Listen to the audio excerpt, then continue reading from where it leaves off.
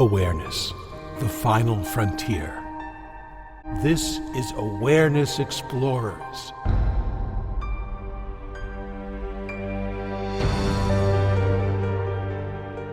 Welcome back, fellow explorers, to Awareness Explorers. I'm your co-host, Jonathan, and I'm with my friend and co-host, Brian Tom O'Connor.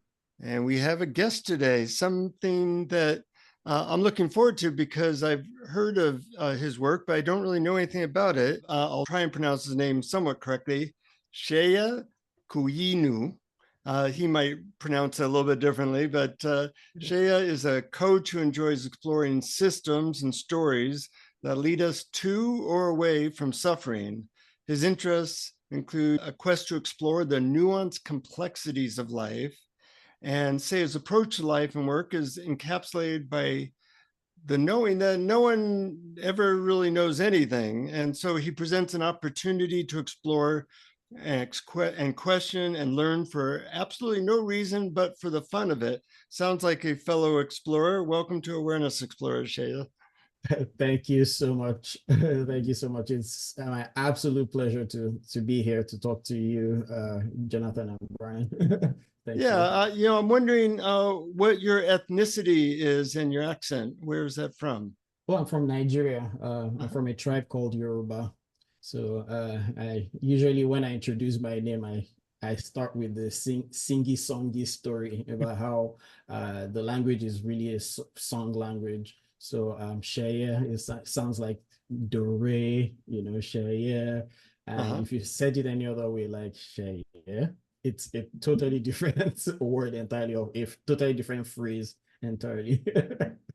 So that's interesting in that, our consciousness is so bound by language, and in different places, there's different languages that kind of have you suddenly have a different way of looking at the world, just like a intonation in Thai or in your native language can mean a totally different thing. And I think, when you go into things like how in certain languages there's male and female for everything, that really affects how we see the world.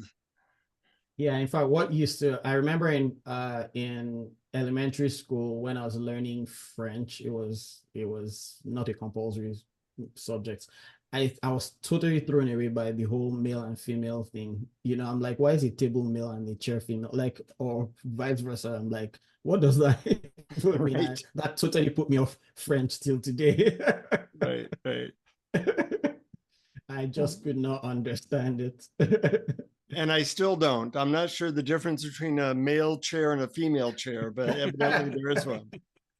What's interesting is I learned to speak in German. Well, at some point I worked with a German company and I got curious to learn German, and I picked up the language really fast. And what was interesting about the type of learning I used, Pimsleur then, is they only focused on the sound to get you to learn, as opposed to the more cognitive, this is what ball looks like, and this is how it's pronounced in the language, and this is what an apple is, and this is what it's pronounced. It goes straight into the sound of things like I can't speak German, for instance. Ich verstehe Deutsch. Go straight to the sound of what that is, and then you learn that way. So it's really interesting. I also used Pimsleur to start learning Mandarin, although I moved on to other platforms, and that also is a tonal language where, if you get ma, and ma, it can all mean different things. Yeah. But I wanted to ask you about your book, which I think is really wonderful. It's called This Glorious Dance, and the subtitle is Thoughts and Contemplations About Who We Are. And I wanted to ask you how you came up with that title, both the title and the subtitle. Thank you for that question. I want to say, in exploring this mystery of who we are, when we go through this search for ourselves, one of the things that becomes really obvious is the paradoxical nature of life. So we go on searching for ourselves only to find that we were actually looking for ourselves and we're here. That's like paradox number one. And we find out that what we have thought is external and is in front of us isn't really in front of us, but it's inside of us. Another paradox. And so eventually we start asking these questions about, good and evil, right and wrong. And eventually it's like, it becomes so obvious that there's really nothing, I mean, from the absolute viewpoint, there's really no good or evil. It's part of the one. And so for me, it's as I kept, exploring, I started realizing that what this looks like is like a dance. From if you look from far at the dance, you think there are two people fighting. When you look closer, you see, oh, it's two people dancing. And then when you pay attention to the dance, you realize dance isn't so that we can get to the end. The dance is just a performance, a celebration of the individuality of these two dancers and the oneness of both dancers. And that itself is the beauty of everything. So life to me is it presents itself as that dance of oneness, that dance of that from afar it looks like there's some separation, but when you look closer, it's this dance of every single thing. And I'll say it's the dance of God. It's a glorious dance. I like that, our language, going back to that, is so creating things as being separate entities. We don't have a lot of words that indicate systems and parts of one whole. And so we tend not to look at things that way just because we don't have even the words for it. But I like the word dance because a dance obviously it tends to be two or more individuals doing something that is a whole. And I'm wondering how you help people to explore the limitations of seeing things in terms of separate, and instead helping them to see things as part of a bigger system. One thing that I tried as much as possible to do or not do in my book is as someone who has read so many books on, just trying to understand, spirituality, religion, and all of that, looking for a formula, looking for uh somebody to teach me what is right. One of the things that I try to do in or not do in my book is tell anybody or teach anybody what to do. Instead, it's for me, it was more about let's explore what isn't so obvious, because it's in the exploring that we actually find. It's not in the when we are told or when we are shown, we actually miss the point. As a matter of fact, I don't know if it was where did I read it? I don't know it was if it was part of a Buddhist text that talked about the finger pointing to the moon. I find that the more we try to point to pull people to see the moon, the people are going to continuously look at the finger. But it's when we sit down and start to actually see the moon ourselves, something else unfolds. And so instead, I think my approach has been to, maybe also because I'm a coach, my approach has been to ask questions. So in my book, there are a lot of nudges and questions more than telling people what to do. And I tend to not want to put myself in a position where I'm a teacher or anything. Yeah. As a matter of fact, there's just the enjoyment, the immense enjoyment of relationships for me. So instead of, in fact, in talking about these truths, I find it's almost meaningless to even have these conversations with friends and family. Instead, I can enjoy the actual non-separateness of myself and others and or these seeming others and myself and my environment as one and the same thing. Mm-hmm. You know, I used to have a teacher in the Gurdjieff tradition, which I know you're now exploring a little bit. He used to say, "Answers kill." And I like that because, you know, we'd ask him a question and he would explore and ask questions, and we'd go on for hours sometimes, and we'd all feel really high, you know, whereas people who might meet him for the first time would say, "So what happens after you die?" And, you know, and he would go on to this big exploration. He would never answer their question. And it was frustrating for people, but I remember it being really fun and enlightening and expansive, just as you said.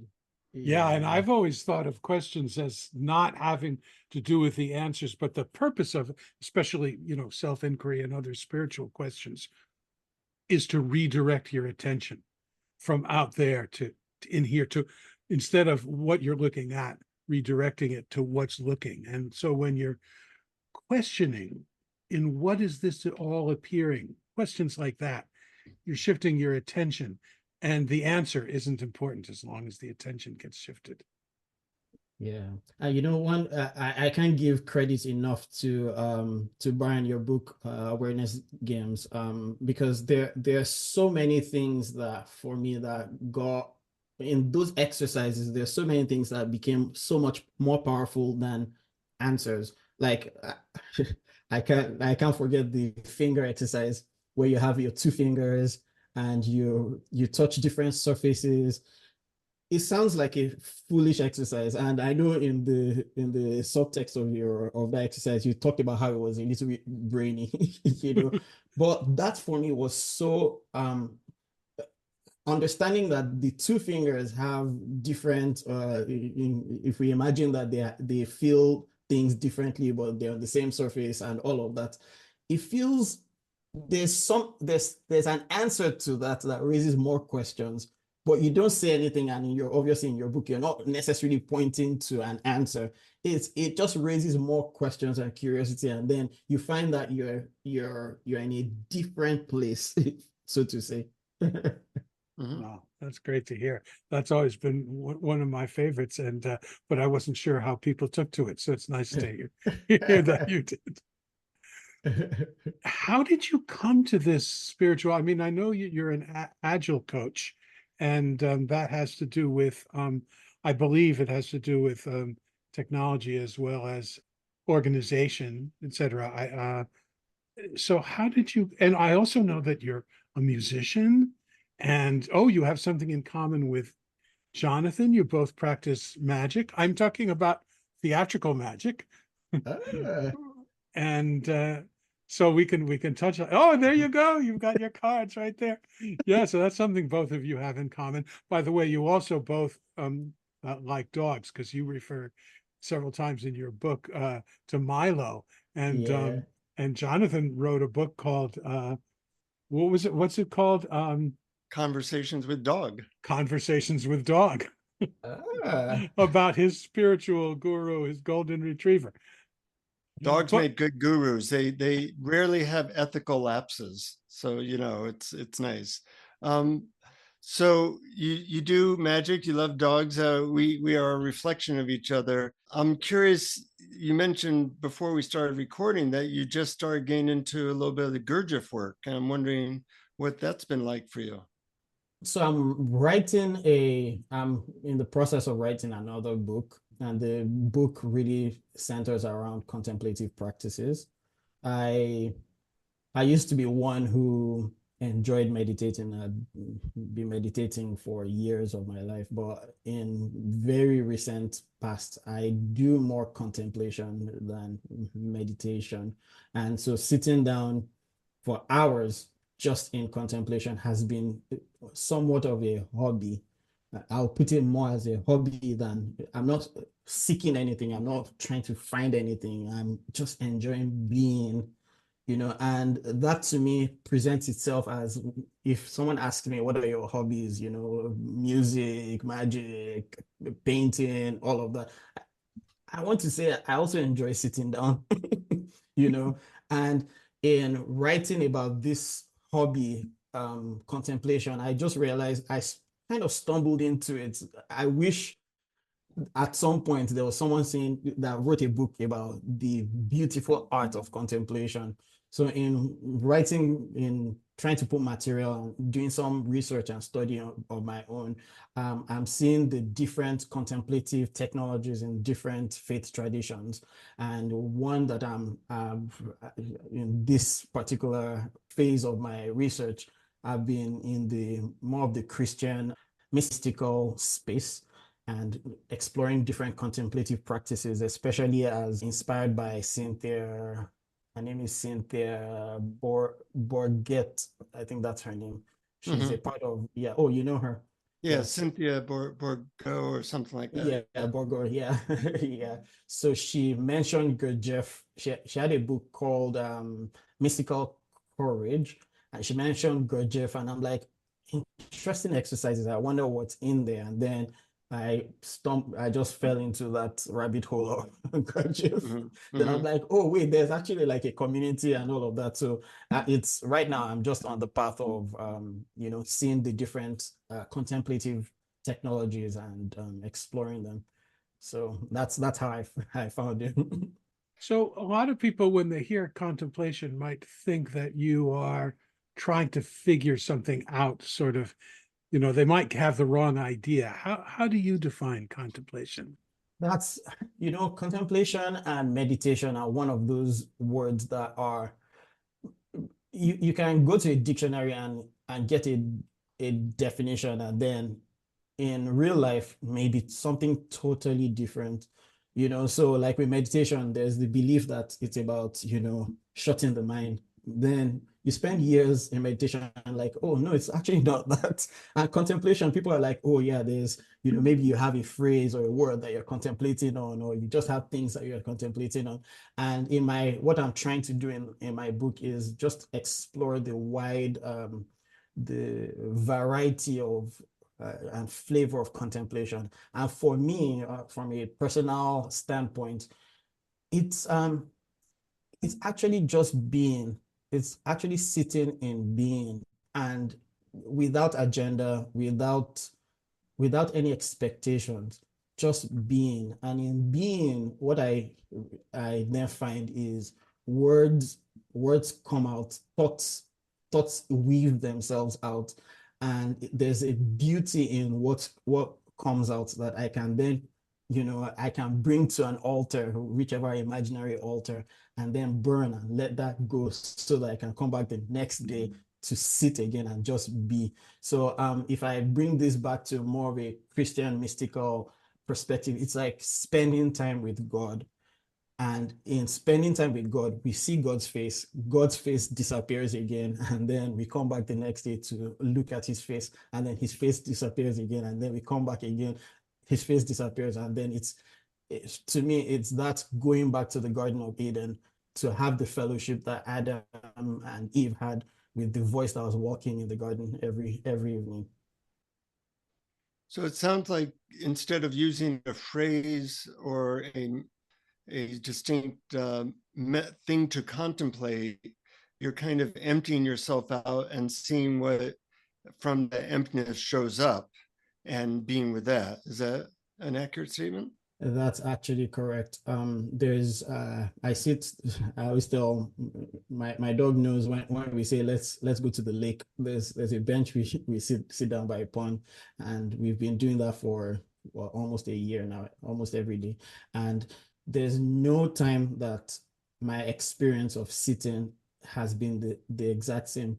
Yesterday, as an example, and one thing that has been that's been showing up for me is the dissolution of subject object, for instance, being able to see that I'm the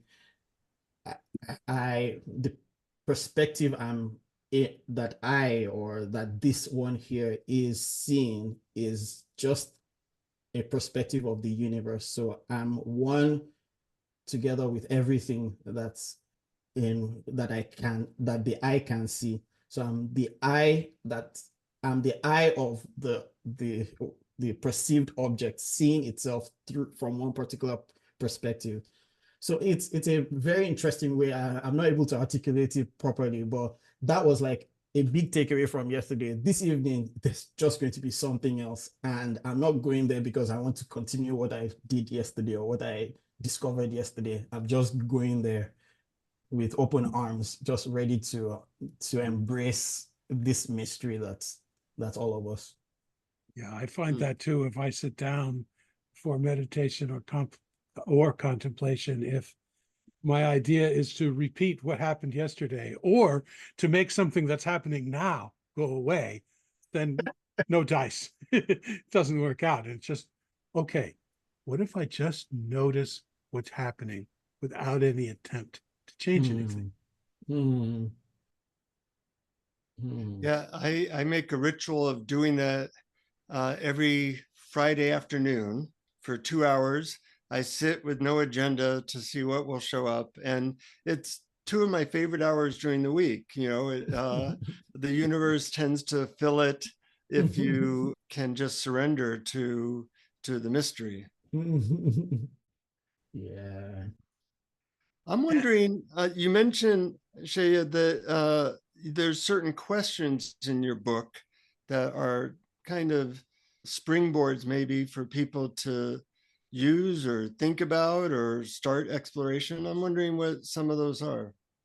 So one that I find really interesting to talk about when I have these conversations is the mystery of thoughts. I think that chapter 3, it was called The Dance of Thoughts in my book.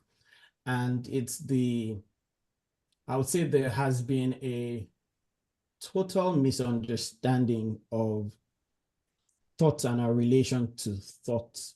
There has been, to me, it seems almost clear.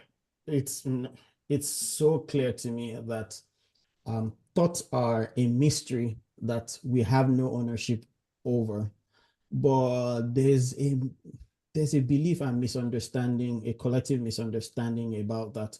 So we think that we are thinking, the one thinking a thought. So we want to have good thoughts and dispel bad ones. In fact, if we have bad thoughts, we want to change a bad thought as if we can actually catch that thought, wipe it, clean it, and then make it a new nice thought, you know. And so what I did, part of what I did in my book was ask questions like, okay, do you even know your next thought? You know, Mhm. or if you're if we can all agree that we witness thoughts, you know, most of us can agree that we witness thoughts, but where do they come from and where do they go? And do they have a pattern? Are they sometimes fast? Are they sometimes slow? You know, so obviously I'm not attempting to answer that question. I'm asking those questions so you pause and actually reflect. And it's in the reflection that we start to see that, oh, their thoughts. Then who am I? Mhm. You know? Yeah, Yeah. we identify with them less, and we also have less of a sense that we are creating, we are making everything happen. There's more, and there's a large kind of a spaciousness in which the thoughts appear, and they become, at least for me, just another object in awareness, like body sensations, Mhm. sounds. Yeah. I don't know if you saw, Brian, if you saw in my book, page 77, what I did there with I think from 77 to 81, there's just like a ticker of the words at the very bottom of the page where you just have the spacious space on That's, the entire book. You know, it's my attempt at visually playing with the whole idea of this thing that just passes within consciousness. yeah, that's so beautiful to be able to shift our attention to the space in which the words appear. And Yes. as a matter of fact, you do have a lot of space in your book because the prose is alternated by poetry as Yes. well, and I think they land differently. You know, Yes. one is a little more sort of bypasses analytical mind, and the other is, okay, this is very interesting, Yeah. and then this is more experiential. Yeah, one of the things that towards the end of the later chapters of my book, explored things like anxiety, explored projection, explored the topic of death, life and death. And some of these were things that were more, I've been in more conversation with people. I've explored them recently within my own self, and I wanted to make those topics. I wanted to feature them in my book, because I also sat down to. I spent more time sitting down in contemplation of, like, what exactly is death? What exactly is projection? How do I see the others, and how do I see myself, or how do I see an other, and how do I see myself? And it's some of the contemplations became what I had there as forms. Yeah. As a matter of fact, now that you mentioned it, one of the chapters that you just listed was the chapter on anxiety, which was, I thought, one of the most fascinating chapters. And part of it was seeing anxiety as a physical sensation, as opposed to a thought-based thing. But you in that chapter, you wrote about having a panic attack as a result of failing courses at school. And I thought it would be really wonderful for our listeners if you wouldn't mind going into that briefly and walk us through how you got into it, and more important, I suppose, how you got out of it. I would say I didn't get out of that one. Oh. I didn't get out of that one. That was years, a few decades ago, when I was in college. And in fact, I wrote in my book how it had become a recur. That was my very first recognition of anxiety, and then I started seeing patterns in different aspects of, me getting in trouble, and then lying, carrying this pattern of lying to loved ones about things that were happening in my life. And in fact, for me, everything goes back to that particular incident. So what happened was, I'd failed a number of important courses. I was in the Faculty of Medicine in a college in Nigeria, and I'd failed in a number of courses that were going to jeopardize my graduating. And so I'd had to sit down with some of my lecturers to, see what we could do about them.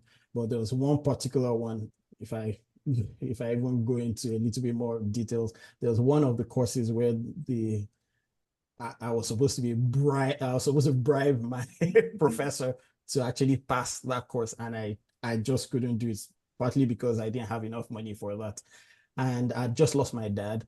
So the fear of going to tell my mom that I just failed a course and I was not going to be able to graduate was so intense. And I remember every day my mom calls me to, check up on me. I couldn't tell her that actually the problem in school, So I went days and days just in anxiety. And then one day my mom finally calls me and says, what exactly is going on with school? And I had a panic attack, and then she's like, I'm coming to school, and yeah, that incident really ate me up. And I mean, prior to that, there were times when she would call and I couldn't pick up, and I just wanted to do every possible thing to get out of the fear. And part of what I was doing to get out of that anxiety was to create new bad habits, spend money that I didn't have, eat and drink things that were actually dangerous for my body, which are just patterns that we create when we are in this anxious state, And so I found that somehow became the prototype of every other anxiety-inducing event that's happened in my life. And so a lot of this, to me, it's just really clear. They're just made up in the mind. And if if I failed, I could have actually, gone to tell my mom, hey, I failed, and things wouldn't have been as bad as it was for me. So it's just about, it's for me, become so clear that it's created in the mind, and part of that is the belief that somehow in the future I was going to be extinguished. So there's also an uh, an implicit fear of death, and in the case of this with my schooling at that point is that, oh, I wasn't going to be able to graduate, which meant that I was going to be poor and die poor, something like that. I'll disappoint my parents, or in this case, I'll disappoint my mom. My mom is going to have a heart attack or something, and then I also lose my mom because I just lost my dad. Yeah. Yeah. So you saw that they are just thoughts, Yes. and not real, not necessarily related to reality, but you also saw that they're connected to an instinctual fear of death. Mm-hmm. But then later on, you wrote that understanding that they're sensations and you can experience them as fleeting sensations, and cultivating a sense of detachment. Have you? Yeah. Yeah, with sitting with any type of emotion, especially the unpleasant ones, I can say from a first-hand experience, what starts to happen is obviously a thought triggers, there's a thought that we experience, then it creates emotions, and then the emotions become feelings, and then it's the feelings that we try to run away from. But really seeing what I notice, at least for me, on a subtle level, what starts to happen is my hands start to shake. I'm a little bit uneasy. I want to go to the refrigerator. I want to, pick up my phone and doom scroll. There seems to be a translation from that thought all the way to the emotion of maybe fear, anger, shame, guilt. It translates then to the body, and within the body we can see that, oh, okay, I'm shaking. Okay, it's just shaking. It's a chemical reaction. So what I find is it's in sitting with it rather than running away from it. It's in sitting with it that we then start to see something that we quite haven't noticed, is that and it's just energy that's passing. And the more we familiarize ourselves with it, the more we realize it's totally harmless. So then we start to rewind the process. So our feeling of anger, for instance, or the emotion of anger or fear or shame was also harmless. They're just a pointer. Then that goes back to the thoughts that created it in the first place. And then you see, oh, they're just thoughts that pass. So now I may feel anxious. It's just anxiety passing.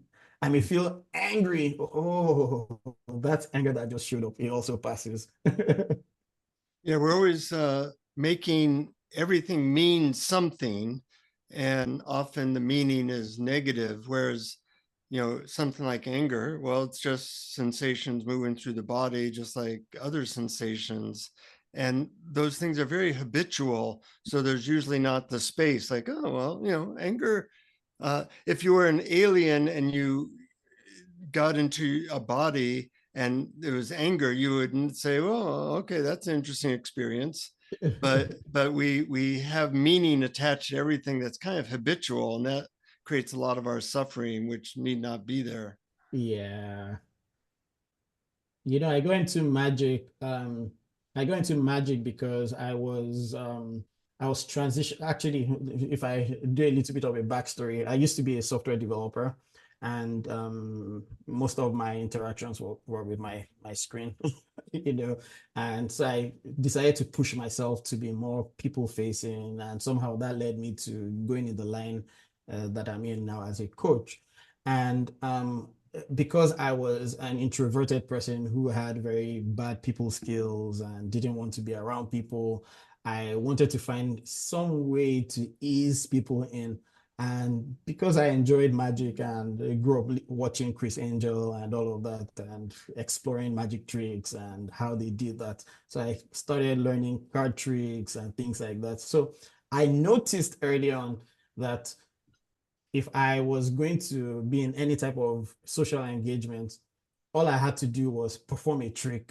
And once I perform the trick, there's, everybody's laughing and cheering. And then suddenly I feel confident. Then I can actually say the things I wanted to say. Or, if I had a lecture or whatever, I can give the lecture because now I feel more confident. And I found out all along, it was just my belief that I had to, impress people before I could actually do the thing that I wanted to do, which if trying to impress someone is yet again another play of thoughts, habitual thoughts. So now for me, it's, who cares if you impress people or you don't impress people? Who cares? Yeah. Just do whatever you want to do. Well, I have a similar story there with learning magic to get over my shyness. And though, once you know some magic, it's an interesting thing because it does create a sense of connection. People are interested in it. And it also shows how easy it is to fool the mind. We're always thinking we know what's going on, and magic shows that, well, no, you don't. You had some assumption there that was clearly wrong. I can't count how many people don't talk to me because they are sure that I'm diabolic. They're so sure. And it's like, and I tell people, if I explain this trick, if I perform the exact same trick, you're going to see exactly what I did. So it's the mind just is habitual in seeing things a particular way. Once you just change it, it doesn't know what to do. Yeah. Well, it also makes me think that maybe it's all illusion, particularly Yes. separation, the separate me, the separate identity apart from the world as opposed. And that's why I love self-inquiry and awareness practices, because you start to see that all is in awareness, or everything is made of awareness, and thoughts and body sensations and me and you are all sort of one substance. It's so hard to put into words, but it can really be experienced if you inquire, I think. Yeah, I think one of the things that deepened my experience is also my hypnotherapy practice. I remember there was a time I was working with someone who wanted to go into weight loss. One of the things you obviously do is ask questions, get to know, their goal and, all the triggers and things like that. And for this particular person, they had a weakness for ice cream. So in NLP and hypnosis, you want to change the modality. You want to find out what they hate as much as they love the other thing, and then change certain modalities in those two things, switch them over. So this person loved ice cream and they hated onions. So what I was going to do is introduce the smell of onions to the ice cream. And it's so weird for me that now it doesn't matter. Like, I did this for this person, but anytime I I see ice cream, the first thing that comes to my mind is onions.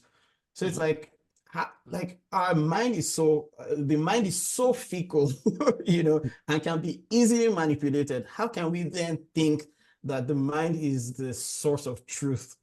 It clearly cannot be. Yeah, that's a good point. Yeah, we have a lot of similarities, Shaya. I was a hypnotist as well, and it showed me that the mind was limiting me. I remember my uncle hypnotized my sister, who's very shy, to be Mick Jagger. And she got up on a table in front of a bunch of people in our family and started singing Can't Get No Satisfaction. And I said, wow, I'd like to be Mick Jagger. I'd like to be anybody other than me. So what is this hypnosis? And the thing I find interesting about hypnosis is it shows how lost we get into identifying with some story or some person that's different than just being here right now. we love a good story. We love being the good person, the bad person, the movie, whatever. And it's like, people often say, can you hypnotize me? And I say, well, you're already hypnotized. The question is, can I unhypnotize you? Yep. There's a book called since you know this, there's a book called The Structure of Magic by Yeah, Richard. Yeah. And in the book it talks a lot about, if I'm not switching this book in my mind, but it talks about how to change personalities. So somebody comes to you and talks about being shy or whatever, how you can identify the different personalities and switch different, it's so interesting. Then in fact, if you as a professional, if you've done this several times, you begin to ask deep questions about if you are exactly what you thought yourself to be. And it's no wonder someone like Jim Carrey, he played a particular character's role for a year. I think it was a year, and he couldn't find himself anymore. Yeah. With playing the comedian, what was his name? I can't remember. The guy who was on the show. The Saturday Night Live guy who did the Elvis Presley impersonations. Right. Yeah, brilliant comedian. But of course, his name is not coming up right now. But it will at the end. It'll pop in. Yeah. But it's an interesting story. He played that character for so long that he lost who he was, and he had to spend a while letting go of that character so he could remember who am I again.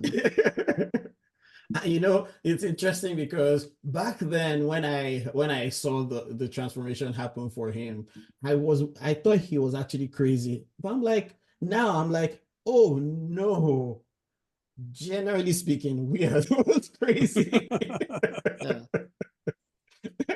We just hold on to these identities that are actually not even static and say that they are real. Andy Kaufman, by the way. Right. Yes, Andy Kaufman. Yeah. There was another thing in your book that I really like, because we had a conversation with one of our guests a while ago, Jack O'Keefe, and she came up with a term which I had not heard before called non-denialism. And in your book, you compare, on the one hand, the realm of the relative, where pain and suffering and individual stories are natural and palpable. And then on the other hand, the realm of the absolute, which transcends the individual. And a lot of people who are in the non-dual field really focus on that transcendent part and sort of deny the existence of the relative. But you wrote of the pain and the suffering. They are to be honored. No one should make light of anyone's experiences. I found that very moving and not often talked about. Yeah. I remember when I was even writing that part of the book, I was at a cafe with one of my friends, and I paused to more or less celebrate how beautiful life is. Just in that part, there was more of a heightened sense of awareness, seeing, just genuinely happy because I could see that everything around me wasn't as real as I would have before believed things to be. But I was here right across with this friend who had or has Lyme disease and is going through a lot of pain. And I know she has a relative also going through a lot of pain. And it's oftentimes easy to say our true nature is happiness, but somebody else is not feeling that, and it's really difficult to be able to, especially when we are so embedded in mind, to be able to point outside to point to what mind is and how we really are not in mind. We are the one that witnesses mind. And when awareness latches on so tightly, it almost feels impossible to detach. Yet I still say that even seeing the absolute itself is not separate from the relative. And so with recognizing the relative, we can actually be with the relative, because it's one of these, I feel like a lot of people who say come into non-duality we all want to stop suffering, and we think that we're probably going to get to a state or a phase where your emotions are only peaceful, or only heightened in this like bliss and all of that, without realizing that within the world you're going to experience emotions. The only difference is you see those as fleeting. They're passing. They're not as real as we thought them to be. And so in a lot of ways, there's still, if I put it still in relative terms, there's still a purpose for each of these negative emotions. Now, in seeing from the absolute, we can see that these relatively painful, uncomfortable things, they're actually, when you look, really pay attention to them. Yes, anger or pain or suffering, it can be labeled as suffering, but when you go deep into it and look at the fiber of suffering, you find something else that's there. And it's not called suffering, it's something else. You You dive into it, and you look at it, and you drop the strategies to make it go away, and you discover, just as you said, the fiber. Yeah. Beautiful. I'm wondering if there's anything that we haven't covered that you want to talk about, or anything, Brian, that you got from his book that you have a question about. Well, I have pages of notes, and we're not going to, and many questions we're not going to have time for. So I'll turn the question to you, Seye. Anything we missed? Well, I mean, I wouldn't. I don't think I'll throw myself questions in this scenario, but I think just like the intentionless intention that I had for my book, which as much as possible, one of the things that I was trying to communicate in the book is to say that I wrote the book from an outpouring of wonder at this, I call it mystery with a capital M, this mystery that is experiencing and that's being experienced. If there's anything that I am extremely that I'm passionate about, that I love to express, is that maybe life is not what we think it is. It could never be what we think it is, because thinking is not as real as we think it is. So maybe there's some, life itself should be celebrated, and in the celebration of life is really in the coming back to ourselves. And in fact, if I use this analogy a lot, I go to the movies a lot of times, not necessarily because I want to watch a movie, but there's an excitement for me in hearing the sound design, in seeing what went behind, like, wait, what did the cinematographer do there? Or how did they color grade this part? And then I see the emotions of the actors and how they're playing their role. And I'm baffled at how they perfectly nailed that scene.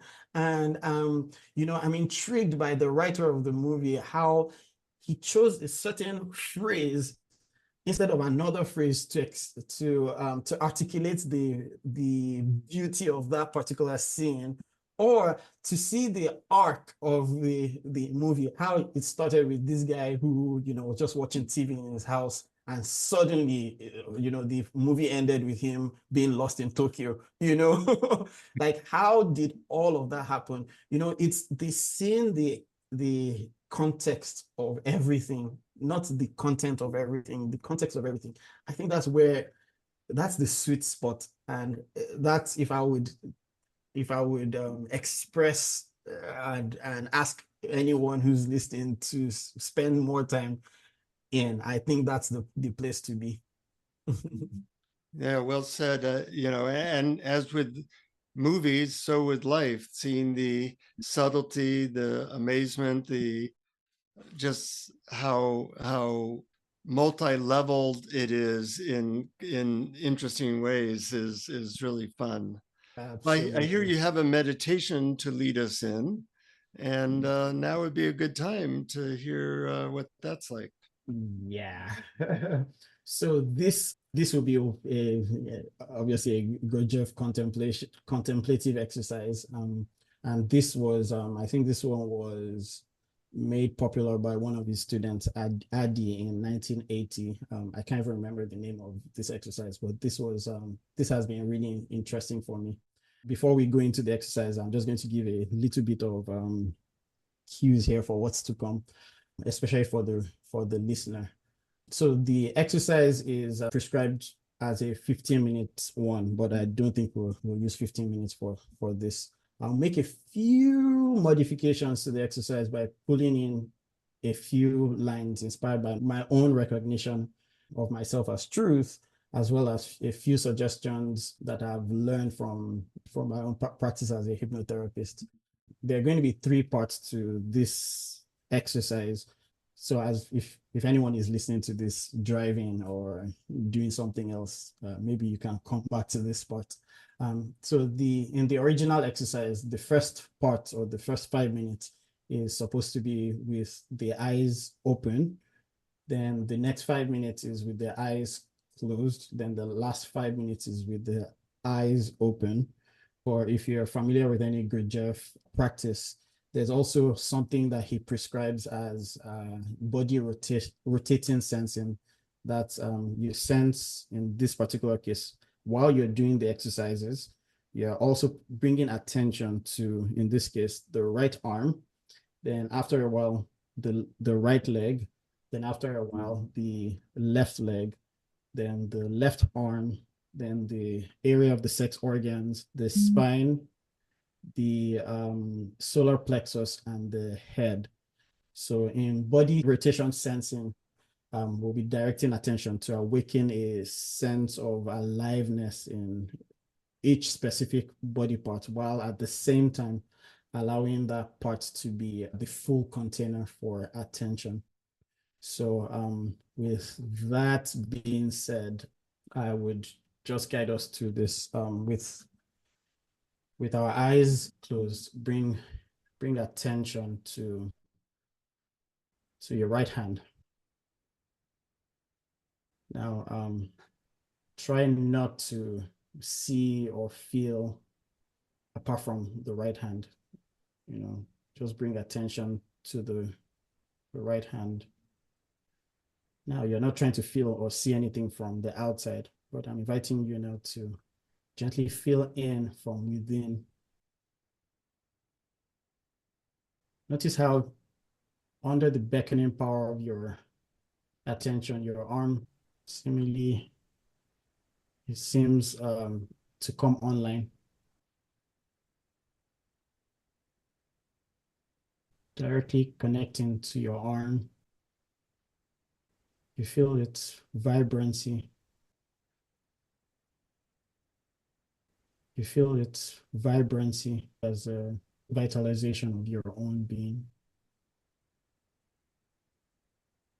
Now, that same right arm, isn't it amazing how you can use this mysterious power always at your disposal, your attention, to fill up your hand with sensations?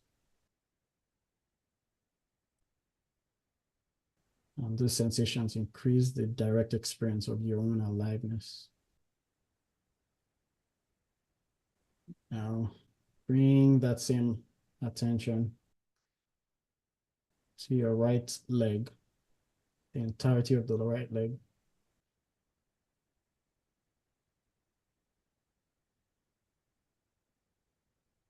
Feel the aliveness from within of the right leg.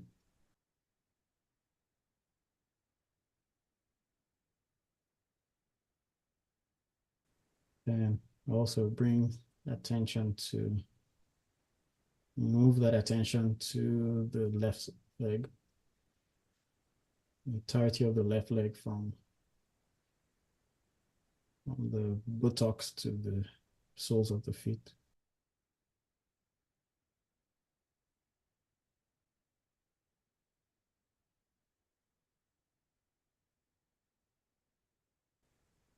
Notice as you,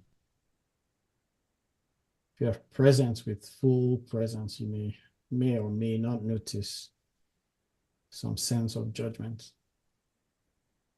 Am I doing this right? Am I doing this wrong? Don't force anything. No need to put any force. Just do without efforting. Now bring attention to your left arm. Let the attention be exactly as it is. Even if this doesn't feel perfect. What is perfection?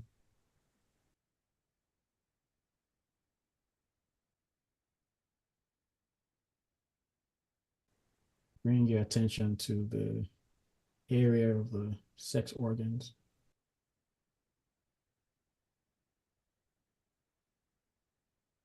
And then let that attention gently move to the spine, the entirety of the spinal cord. And you can do it. Feel the spinal cord.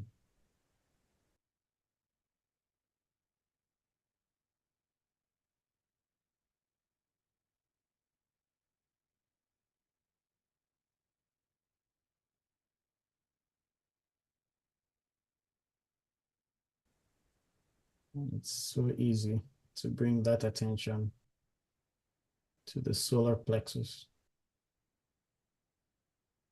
the area almost midway the abdomen.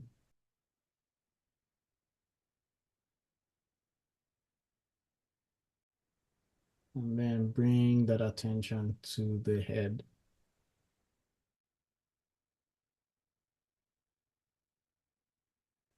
Your attention moves sequentially to each part. It also stays put there.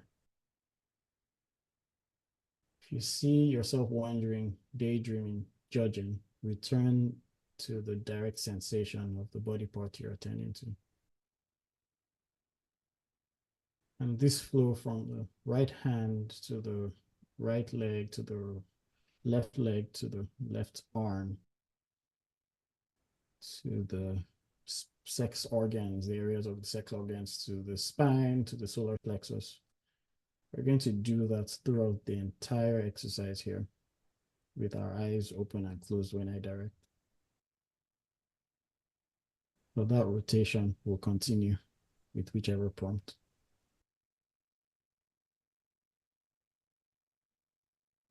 The essence of this exercise is to divide one's attention, to balance it, and to avoid tension and effort. This subtle effort is totally different from the ordinary idea of effort. But it's simple, it's easy, and it's fun.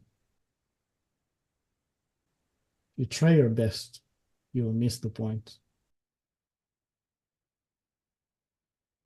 So continue bringing your attention to the different parts. And however you triangulate this, from the left, from the right arm to the right leg, to the left leg, to the left arm. As soon as you sense, you can sense each of these parts. You let go and move to the next body part as you listen to my voice.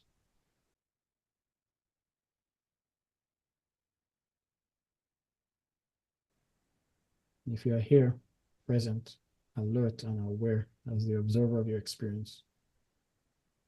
See that all of reality is one. So a subjective outer and an inner fantastic worlds are one. It is between the realities and the fantasy of both our inner and outer world that awareness develops.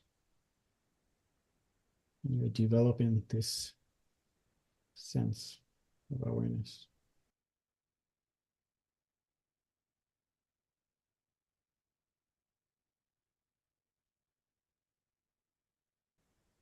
Now, let's open our eyes and we're going to continue the body sensing activity, but with the eyes open, you're going to look around your room or wherever you are, continuously looking at every object within your area without letting your gaze stop at any object. You're continuously moving your eyes and your head, receiving impressions of things external to you. Just keep rotating your head and your eyes, seeing objects, but not staying on any of the objects. So again, feel free to rotate your head as you gather more impressions from your surroundings. As this continues, we maintain our body sensing and rotation. But we do not cease from regarding our surroundings and all objects that our eyes see. At the same time, we're not labeling, we're not naming, we're not judging. You notice, and I'm sure you can, things we see seem to have no significance as we do this exercise. We do not possess them, do not understand them. From this, we could understand that we are always caught, always held, always identified with what we see and what we project onto what we see.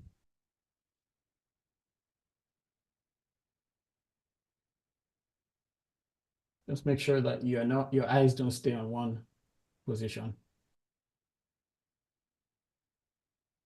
You see that we project what we see, creating for ourselves an unreal world of fantasy, of possession, of demand, of hate, of lust, of irritability, of endless appraisal and criticism, and of judgment. And now looking at our surroundings, they seem to be different from usual, separated from us. We do not understand them and can only understand them from a special kind of effortless effort. And we can continue to sense ourselves and at the same time receive these impressions external to us, receiving them without identification.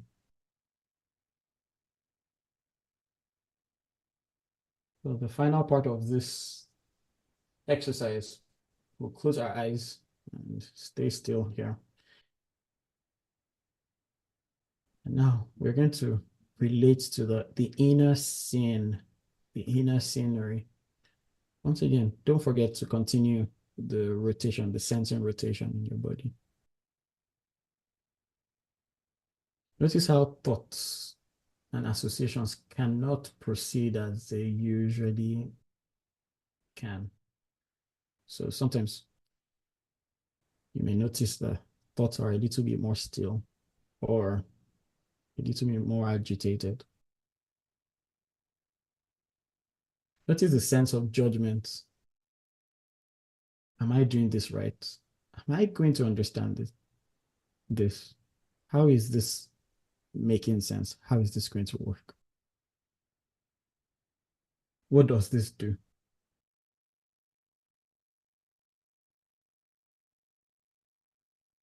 What we need more than anything is to understand what we are, not the judgment. recognizing what we are, all the moments of waking, which we do have, are seen clearly. So seen that we realize all things and all things all along are not essential to us. We realize all along there's a joy that cannot be defined,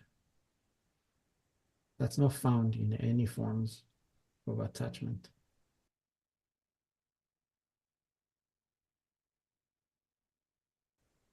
Now, in this inner sensing, I'll ask a few questions that are really pertinent, really important, but shouldn't be dwelt on for too long. What is the aliveness that is you? No, don't try to find an answer. Feel into that aliveness.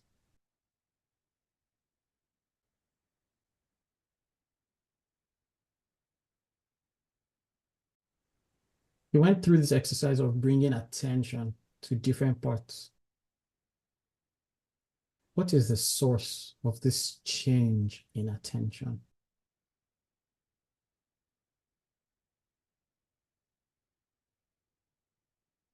What is this ability to know what we are?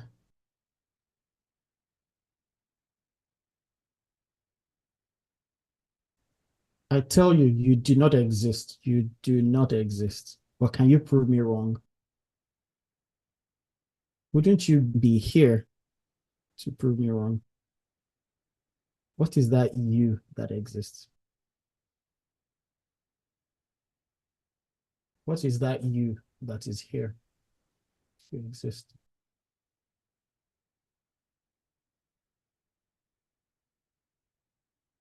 As your attention goes from thought to thoughts and to judgment and to getting lost, what is the center of the attention? Without imposing thoughts about what or who you should be, what is left?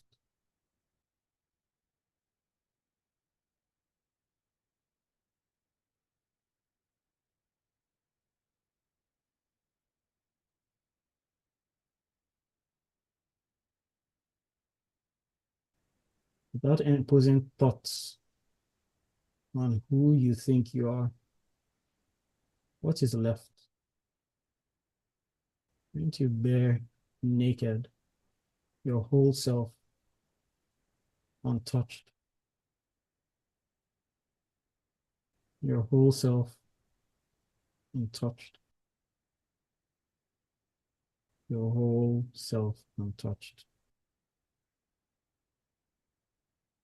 your whole self untouched,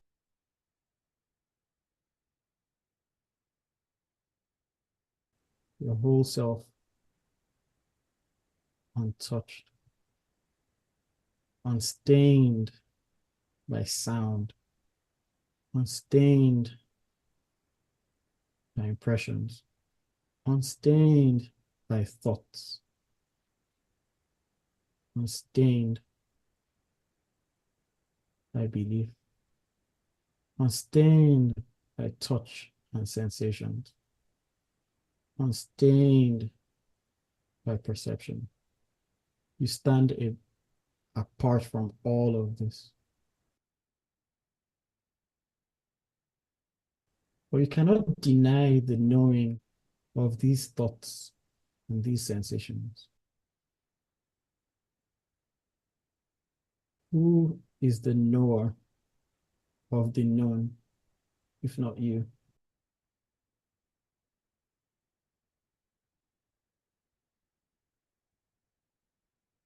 No, not you with a name. No, not you with a body. You, the one who knows the name and who knows the body.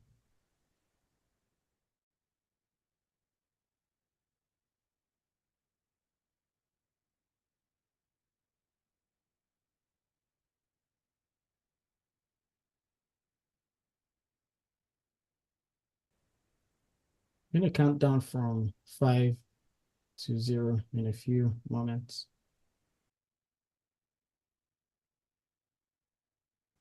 This exercise, this meditation will be over when I count to 0, not before. 3, 2, 1. Feeling relaxed, feeling centered, feeling alive. 0. This meditation is over.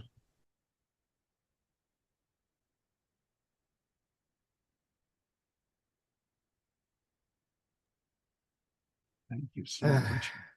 Thank you.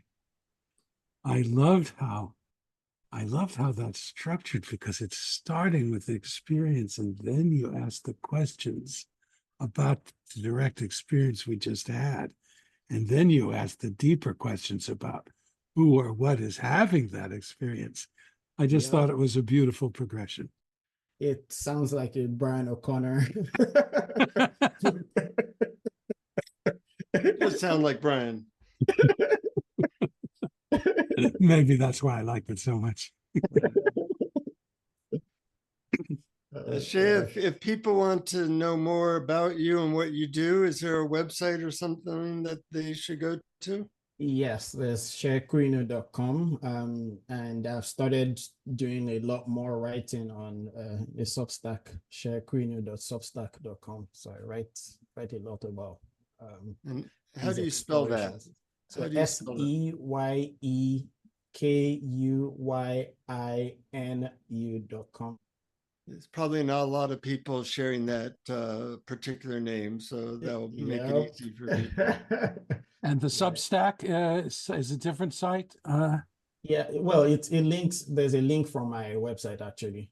Oh, okay. Yeah. There's a link from all my my music, my websites, my photos. All of that is on SeyeKuyinu.com. Great. And your book is This Glorious Dance. Yes, This Glorious Dance, Contemplations about who we are. It's also available on Audible. So for anyone who would rather listen to some of the musings, yeah, it's there too. Great. Wonderful. Yeah. Well, thank you, and brought up a lot of unique perspectives and ideas, and I'm sure our listeners appreciate it. And to our listeners, keep exploring. Keep exploring. Thank you for listening to Awareness Explorers. To learn more, you can check out our website at awarenessexplorers.com. Please subscribe to our podcast on your favorite podcast app. We'd love it if you would post a review. And please share our link on Facebook and with family and friends, because knowing yourself as awareness is the greatest gift you can give yourself or someone you love.